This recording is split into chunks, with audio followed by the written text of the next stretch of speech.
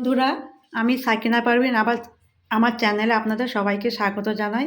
তো আজকে আমি একটা আবার নতুন রেসিপি নিয়ে আপনাদের কাছে উপস্থিত হয়েছি। তো আমি এই যে ভেজিটেবলসগুলো দেখছেন, এই যে এখানে দেখুন, আমি এই যে এম, তিনটে তিনটে প্লেটের মধ্যে আমি কিছু 100 গ্রাম করে ময়দা নিয়েছি।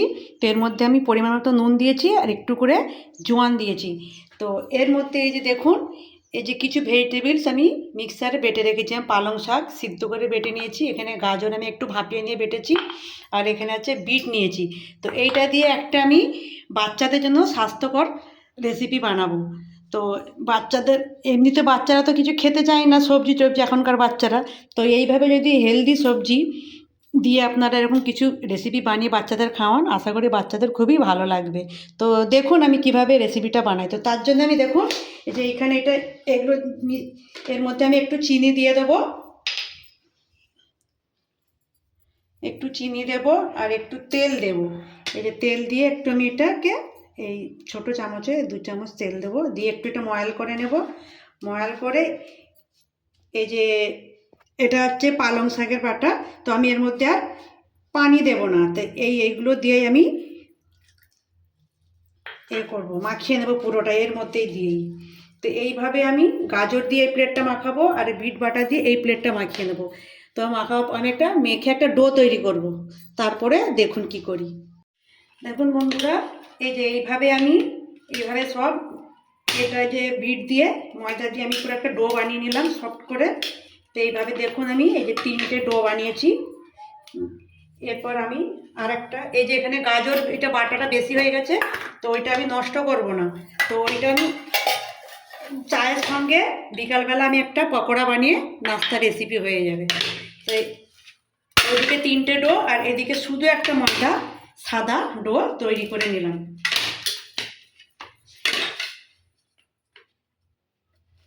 এরপরে আমি এগুলোকে একটা একটা করে রুটির আকারে বেলে নেব। এইভাবে প্রত্যেকটা গোল গোল করে রুটির মতো প্রত্যেকটা বেলে নিতে হবে, বেলে বড় আকারে। এই যে দেখুন, এই যে এখানে একটা আমি বেলে রেখেছি। তো এইভাবে এইগুলো সব আমি গোল গোল করে সব বেলে নেব। তো দেখুন আমার এই যে সব বেলা হয়ে গেছে। এর মধ্যে এবার আমি একটা এর উপরে তেলের লেয়ার দেবো, দিয়ে আমি একটা করে আবার এটাকে চাপিয়ে দেব, দিয়ে এর উপরে আবার তেল দেব, দিয়ে আপনারা দেখতে থাকুন। ভিডিওটা না কেটে পুরোটা দেখলে তবে আমার এই পদ্ধতিটা আপনারা বুঝতে পারবেন। আর আপনারা এইভাবে যদি বাড়িতে বাচ্চাদেরকে করে খাওয়ান, আশা করি বাচ্চারা আনন্দের সহিত খাবে। তো তারপরে এটাকে আমি এইভাবে রোল করে নেব।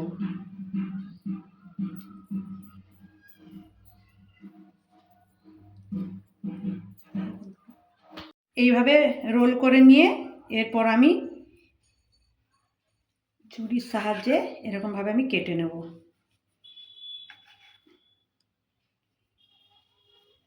সবগুলো এভাবে কেটে নেব। দেখুন আমি এইভাবে প্রত্যেকটাকে ছুরির সাহায্যে পিস করে কেটে নিয়েছি। তো দেখুন কি সুন্দর ভেতরে কালারগুলো হয়েছে। এবার এটাকে আমি আবার একটু আটা দিয়ে বা ময়দা দিয়ে আবার এটাকে আমি, আপনারা লুচির আকারেও বেলে লুচিও করতে পারেন বা পরোটা করেও খেতে পারেন, আপনাদের যেটা সুবিধে যা করে খাবেন, কিন্তু দুর্দান্ত খেতে লাগে এই রেসিপিটা। তো আমি এই লুচি বানাবো। তো আপনারা এরকমভাবে বানাবেন, বাচ্চাদের দেবেন। তো করতে একটু ঝামেলা মনে হবে, কিন্তু বাচ্চাদের স্বাস্থ্যের দিকে লক্ষ্য করে এরকম করে ভাবে খাওয়ালে তো বাচ্চাদের উপকার হবে। যেহেতু আমরা মা, বাচ্চাদের জন্য এই কষ্টটা আমরা করতেই পারি। দেখুন আমার এই যে বেলা হয়ে গেছে। এবার আমি কড়া তেল দিয়ে গরম করব। আমার এই যে তেল গরম হয়ে গেছে, এর মধ্যে আমি একটা লুচিকে আমি এবার ছেড়ে দেবো।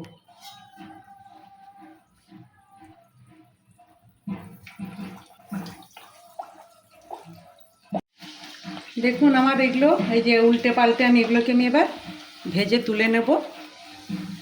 কি সুন্দর কালারটা দেখুন, দেখেই লোভ লাগছে। কি সুন্দর একটা লোভনীয় রেসিপি। তো দেখুন আমার সব লুচি এক এক করে ভাজা হয়ে গেছে।